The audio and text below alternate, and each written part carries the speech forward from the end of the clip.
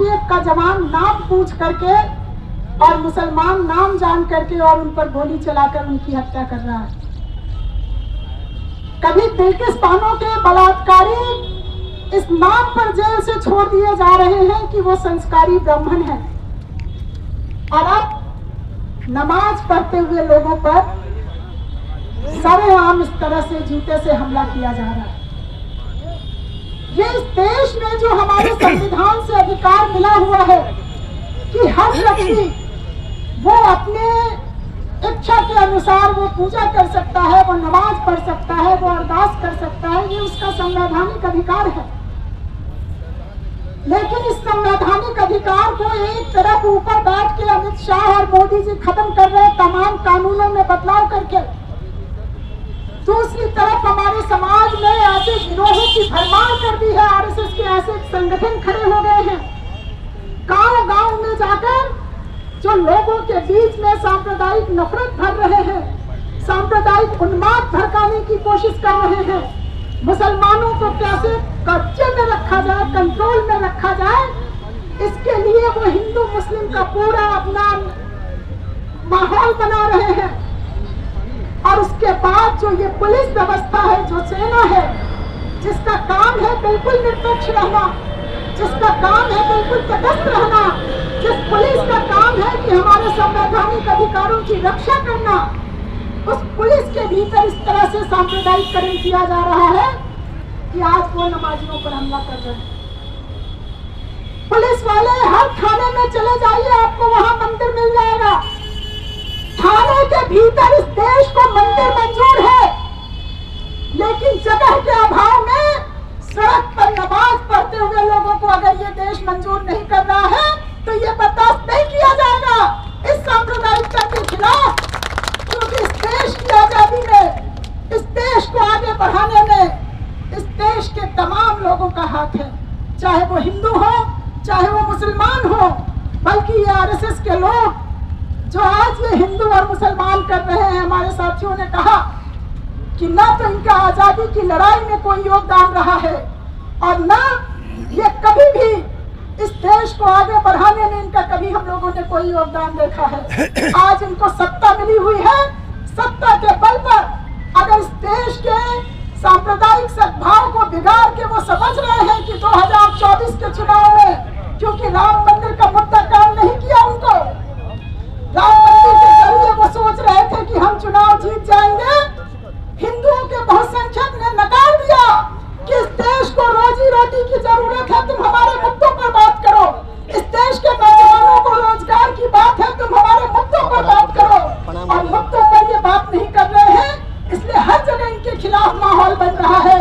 और आज ये इस तरह का एक सांप्रदायिक माहौल को बिगाड़ने की कोशिश कर रहे हैं। तो आज हमारी पार्टी के जरिए जो पूरे देश में ये प्रतिवाद किया जा रहा है, हम ये संदेश देना चाहते हैं, हम ये कहना चाहते हैं कि तुम ऊपर से हमको तोड़ने की जितनी कोशिश कर लो, नीचे हम मजबूती से एक साथ खड़े हैं, हाथ मिला के खड़े हैं, कंधे से कंधा मिला के लड़ते रहेंगे, हम अपने तमाम अधिकारों के लिए लड़ते रहेंगे।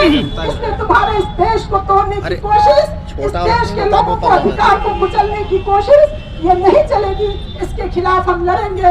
इनकलाब जिंदाबाद। ये मांग करते हुए कि उस पुलिस वाले की तत्काल गिरफ्तारी हो, उसको उसकी सेवा से हटाया जाए, क्योंकि उसने पुलिस के लिए जो कोड बना हुआ है उस कोड का भी उल्लंघन किया है।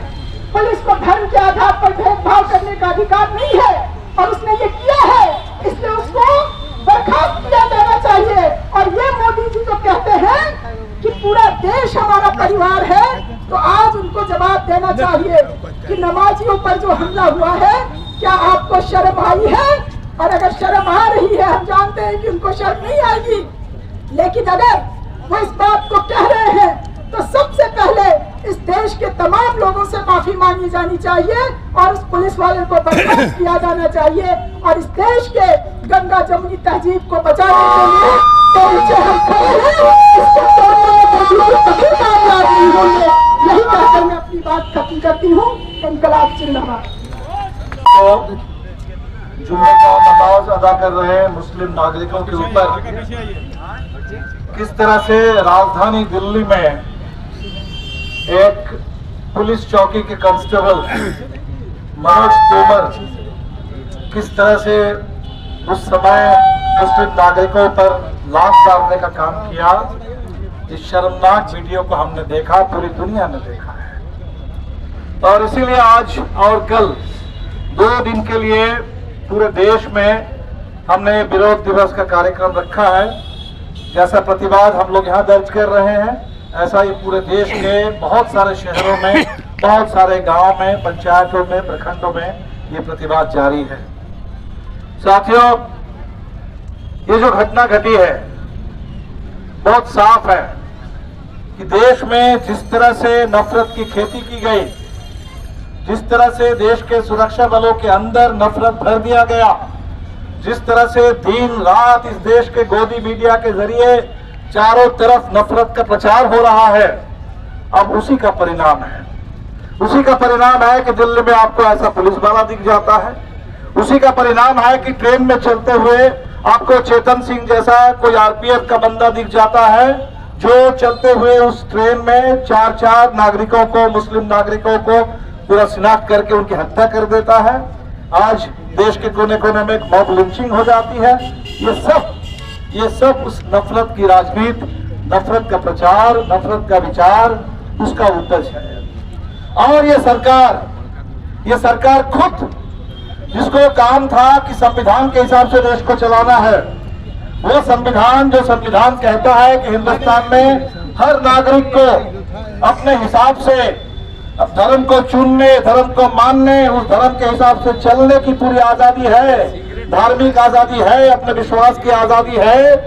उस संविधान के साथ ये पूरे देश को मजाक हो रहा है। उस संविधान पर ये लात कुछ 2 मुस्लिम नागरिकों पर नहीं मारा गया, ये लात बाबा साहब अम्बेडकर के उस संविधान पर मार दिया गया, जिस संविधान में इस देश के अंदर लोकतंत्र की बात कही गई है, भाईचारे की बात कही गई है, इस देश के अंदर सबकी बराबरी की बात कही गई है। ये लात मारा गया इस देश के इतिहास में जो गंगा जमुनी तहजीब है, उस गंगा तहजीब को हटा लीजिए तो हिंदुस्तान नहीं बचेगा। ये देश इस विविधता को लेकर ही है, ये गंगा जमुनी तहजीब है। इस देश के अंदर इतने सारे धर्म, इतने सारी संस्कृति, इतने सारी भाषा, इतने खान पान, रहन सहन, इसी विविधता का नाम है हिंदुस्तान। और इसी पर किसी एक हिस्से पर अगर कोई पुलिस इस तरह से हमला करे तो ये देश के ऊपर हमला है। और इसीलिए साथियों, आज बिल्कुल प्रतिवाद होना चाहिए। हमने देखा कि उस पुलिस को सस्पेंड किया गया, ये बिल्कुल नाकाफी है। कार्रवाई होनी चाहिए, कानून के मुताबिक कार्रवाई होनी चाहिए, तत्काल ऐसी कार्रवाई होनी चाहिए जिससे हिंदुस्तान के अंदर तमाम सुरक्षा बल में जो काम कर रहे हैं सबको ये पता चल जाए कि हिंदुस्तान का संविधान इसकी इजाजत नहीं देता, इस देश की सभ्यता और संस्कृति इसकी इजाजत नहीं देती। ये संदेश चला जाना चाहिए। और इसीलिए हम लोगों ने कहा कि कानून के हिसाब से कड़ी से कड़ी कार्रवाई हो ऐसे पुलिस अधिकारी के ऊपर। बीजेपी वालों का तर्क क्या है? बीजेपी वालों का तर्क है कि हम धार्मिक आजादी अपनी जगह पर है, वो मस्जिद में जाकर के नमाज अदा करें, सड़क पर क्यों? हमारे लिए सड़क की आजादी, सड़क में चलने वालों की सुविधा, सहूलियत, आजादी वो ज्यादा महत्वपूर्ण है। तो सड़क की आजादी के नाम पर आज ये हमला हो रहा है। जरा देख लीजिए, सोच लीजिए, क्या ये तर्क सही है? इस देश के अंदर उसी दिल्ली में चले जाइए, कितने सड़क पर मंदिर बने हुए हैं। इसी बिहार में चले जाइए, बिहार के हर कोने में सड़कों पर कितने मंदिर बने हुए हैं, कितनी शोभा यात्राएं चलती रहती है सड़क पर। और जहां जाकर के पुलिस वाले पानी पिलाने से लेकर के वो कांवड़ यात्रा जब है उस समय किस तरह से उनके साथ खड़े होते हैं। रामनवमी का जुलूस चलता है तो किस तरह से इस देश में ये जो तर्क दिया जा रहा है कि हमें सड़क पर कोई धार्मिक आयोजन की छूट नहीं है। आप देखेंगे कि दिल्ली में भगवती जागरण है, और बंगाल में चले जाइए, महीनों तक पूजा का चलता रहता है, पूजा पंडाल पूरा सड़क पर। बिहार के अंदर भी हम इसको देखते रहते हैं। ये झूठा तर्क सड़क के नाम पर जो दिया जा रहा है, ये सिर्फ और सिर्फ इस नफरत को सही ठहराने के लिए और ये नफरत पर कार्रवाई करने वाले, नफरत के हिसाब से हिंसा फैलाने वालों को बचाने के लिए तर्क दिया जा रहा है। हम देख रहे हैं ये वही सड़क है, सवाल सिर्फ धर्म का नहीं है। उसी सड़क पर जब सड़क बनती है तो किसानों से जमीन छीनी जाती है, गरीबों को भगा दिया जाता है, और किसान से जमीन छीन करके गरीबों को भगा करके चौड़ी सड़कें बन रही हैं। और उस सड़क पर आप देखेंगे, सड़क के किनारे जितनी छोटे दुकानें हैं, जितने ठेले वाले खोमचे वाले हैं, उनको भी हर जगह बुलडोजर से उनको भी गिरा दिया जा रहा है, हटाया जा रहा है। आज वही दिल्ली है जिस दिल्ली में उस सड़क पर किसी तरह का कोई आंदोलन करने का अधिकार नहीं है। वही दिल्ली है, दिल्ली के सीमा पर किसान दिल्ली ना पहुंच सके इसके लिए सड़क पर कील ठोके जा रहे हैं। उस सड़क के ऊपर सीमेंट का बैरिकेड खड़ा कर दिया जा रहा है। तो सड़क देश के पूरे तमाम लोग जो सच्चाई बोलना चाहते हैं, अपने मुद्दों को उठाना चाहते हैं, आवाज से पूजा करने का सवाल नहीं है, धर्म से लेकर के अपने राजनीतिक मुद्दों को, अपने पेंशन मांगने के लिए, मजदूरी मांगने के लिए, एमएसपी मांगने के लिए, रोजगार मांगने के लिए, जो किसान, जो नौजवान, जो महिलाएं, सम्मान मांगने के लिए, वो सबके लिए आज इस देश के अंदर उनके अधिकारों पर हमले हो रहे हैं। और इसीलिए साथियों, आज हम सबको मिलकर के हमारे साथियों ने जैसे कहा कि देश के अंदर हमारी एकता और ये संविधान नहीं रहेगा तो देश में लोकतंत्र नहीं रहेगा, और ये लोकतंत्र नहीं रहेगा तो देश नहीं रहेगा। तो देश के लिए, संविधान के लिए, लोकतंत्र के लिए सबको खड़ा होना होगा।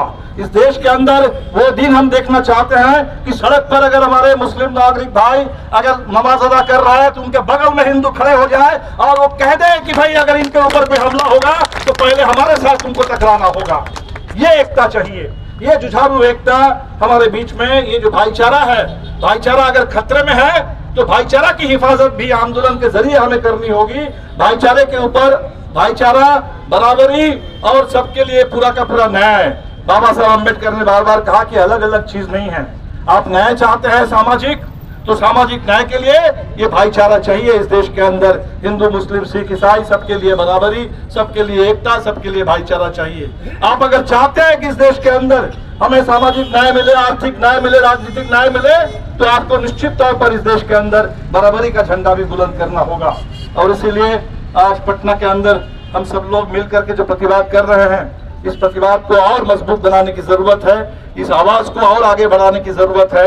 जाहिर सी बात है, सामने चुनाव है और ये चुनाव, बिल्कुल चुनाव से पहले जैसे आप लोग कह रहे थे कि देश के अंदर जो सांप्रदायिक सौहार्द का माहौल है उसको बिगाड़ने के लिए हर संभव कोशिश हो रही है, हर संभव कोशिश हो रही है, ताकि इस देश में जो चुनाव है उसमें जो किसानों की एकता बन रही है, जो रोजगार के सवाल पर नौजवानों की एकता बन रही है, जो इस समय स्कीम वर्कर्स की एकता बन रही है सम्मान के लिए, मजदूरी के लिए, जो इस समय पूरे देश के अंदर पुराने पेंशन स्कीम के सवाल पर कर्मचारियों के अंदर जो एकता बन रही है, उस एकता को, उन मानों को ठुकराने के लिए, उस एकता को तोड़ने के लिए ये हिंदू और मुस्लिम के बीच में ये नफरत, उसकी खेती की जा रही है। और इसीलिए इस नफरत के खिलाफ हमें लड़ना है और अपने मुद्दों को, जो इस समय के देश के सबसे बड़े मुद्दे हैं, उन मुद्दों को सामने ले आना है इस चुनाव के सामने। 2024 का चुनाव इस देश को बचाने का, इस संविधान को बचाने का चुनाव है।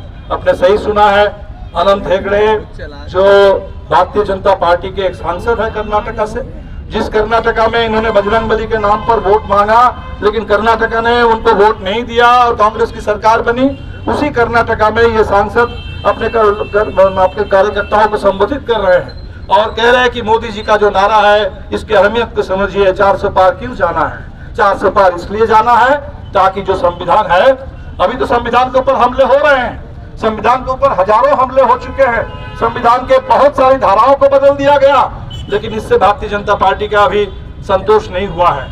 उसको इस संविधान में और ज्यादा बदलाव करना है, इसको खत्म कर देना है इस संविधान को, और इस संविधान को खत्म कर देने के लिए उनको और ज्यादा बहुमत चाहिए, और ज्यादा ताकत चाहिए, और ज्यादा राज्यसभा में उनको 2/3 बहुमत चाहिए, तमाम राज्यों में उनकी अपनी सरकारें चाहिए। तो ये डबल इंजन की सरकारें, ये 400 पार का नारा, ये सब कुछ हिंदुस्तान के संविधान को खत्म करने के लिए, बर्बाद करने के लिए दिया जा रहा है, और ये खुलेआम इस बात को बोल रहे हैं। और इसलिए आप लोगों ने बिल्कुल सही आवाज उठाई कि कार्रवाई करनी होगी उस सांसद के खिलाफ भी जो संविधान के खिलाफ इस समय जहर उगलने का काम कर रहे हैं और संविधान के खिलाफ हिंदुस्तान में पूरे वोट मांगने की कोशिश कर रहे हैं। उन तमाम लोगों के खिलाफ कार्रवाई होनी चाहिए। आज अभी हमने सुना है कि सुप्रीम कोर्ट में एक बहुत बड़ा मुद्दा चल रहा था, वो reserve state bank of India ने सुप्रीम कोर्ट के सामने अर्जी दाखिल की थी कि जो सुप्रीम कोर्ट ने कहा था कि आपको 6 तारीख तक, शायद था डेट था कि 6 तारीख के अंदर वो चुनावी बॉन्ड का पूरा आंकड़ा दे देना होगा, और इलेक्शन कमीशन से कहा गया था कि 12 या 15 तारीख तक उनको कर देना होगा। तो आज सुप्रीम कोर्ट ने उस अर्जी को खारिज कर दिया है और सुप्रीम कोर्ट ने स्टेट बैंक से कहा है कि आपको हर हालत में 12 तारीख शाम 5 बजे तक ये पूरी जानकारी आपको इलेक्शन कमीशन को देना है और इलेक्शन कमीशन को हर हालत में 15 तारीख के अंदर इसको साझा करना है।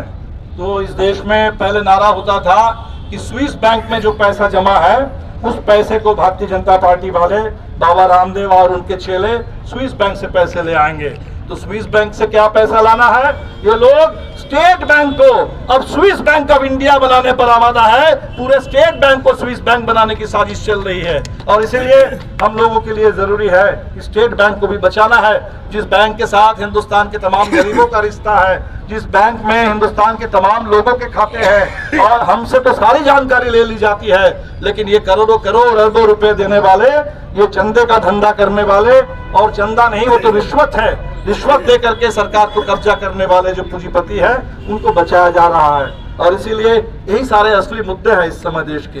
ये असली मुद्दे सामने रहे और ये जो नफरत, ये जो हिंसा, ये जो हमें डराने की साजिश हो रही है ताकि हम मायूस हो जाए, हम डर जाए, लोग वोट देने के लिए बाहर नहीं निकले, ये जो पूरे मनोवैज्ञानिक तौर पर पूरे विपक्ष को खत्म करने की कोशिश हो रही है, सड़क को एक तरीके से मुर्दा सड़क बना देने की कोशिश हो रही है, तो इसके खिलाफ जिंदगी के लिए हम लोग लड़ेंगे, लोकतंत्र के लिए, जमहूरियत के लिए लड़ेंगे, संविधान के लिए लड़ेंगे, देश को बचाने के लिए लड़ेंगे।